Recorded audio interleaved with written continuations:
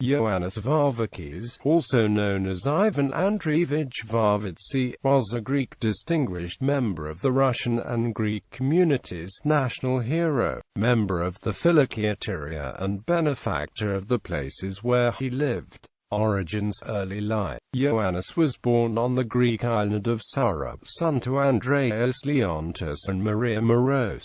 His mother later cloistered herself in a monastery on the island of Chios, where she died during the Chios massacre in 1822.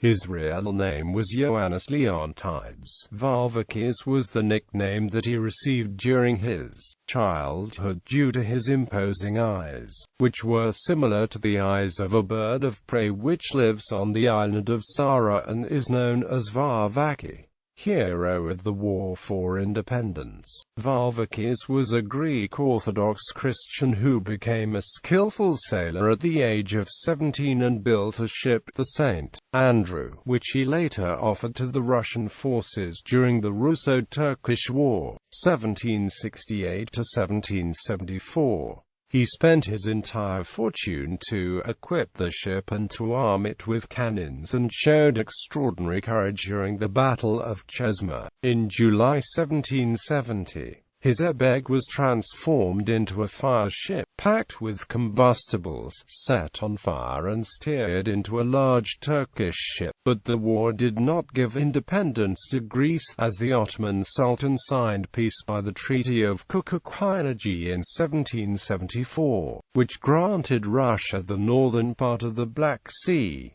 On the other hand, this war created a mass exodus of Greeks to Russia, at service of Catherine the Great.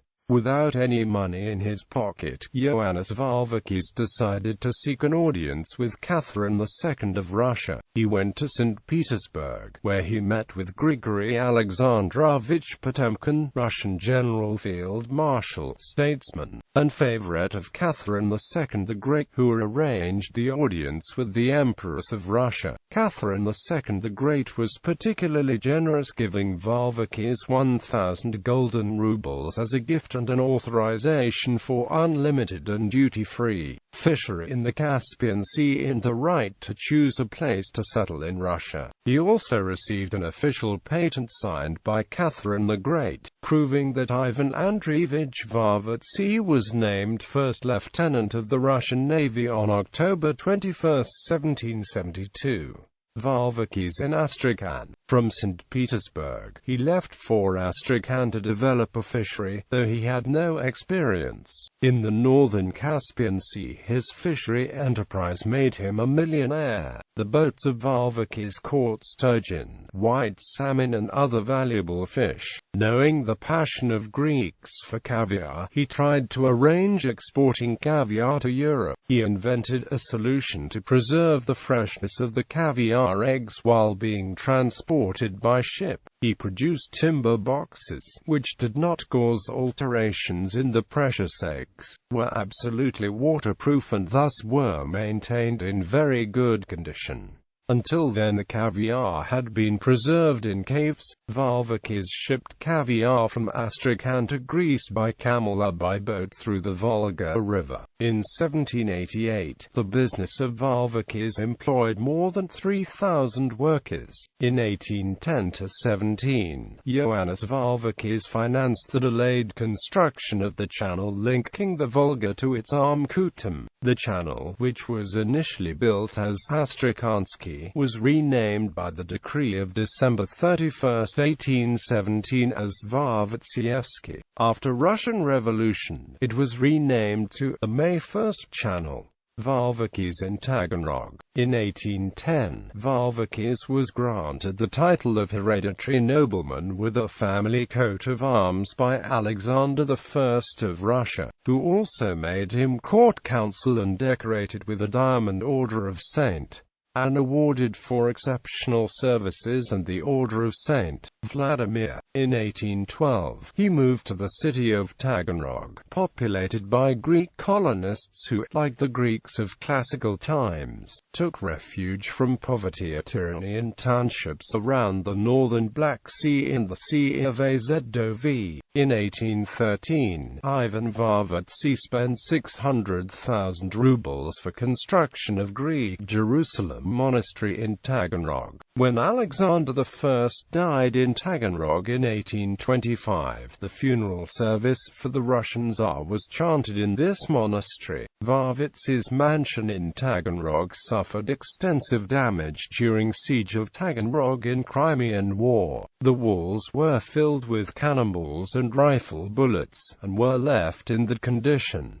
The building was nicknamed House with Bullets. Returned to Greece, Ioannis Varvakis actively assisted the Greeks during the Greek Revolution, especially his home island of Saura. After the destruction of the island by the Turkish fleet, he returned to Greece himself in 1824 to aid the refugees, and died on Zakynthos on January 10, 1825. Varvakis desired to promote education for the new Greek state, and in his will he left 1 million rubles for the building of a high school, which was named Varvaki-io in his honor. Varvakis also financed the building of Athens' closed market, the Varvaki-io Sagara. Descendants. The descendants of Varvakis' noble name was continued through the female line. His first daughter, Maria Varvakis, who was born in 1770, married Greek merchant Nikolai Ivanovich Komneno. Since he had no sons, and willing to honor the name for the future generations, Ioannis Varvakis addressed to his patron, Catherine the Great, a request to permit his daughter Maria have a double-barreled name, that is the family name of Varvakis, her father, and that of her husband, Komneno. Catherine II granted his appeal, creating the noble family of Komneno Varvatsi. All sons of Maria and Nikolai Komneno Varvatsi were granted noble titles by the Yekaterinoslav government decree of April 25, 1821, paying tribute to achievements and contributions made by the grandfather, Ioannis Varvakis.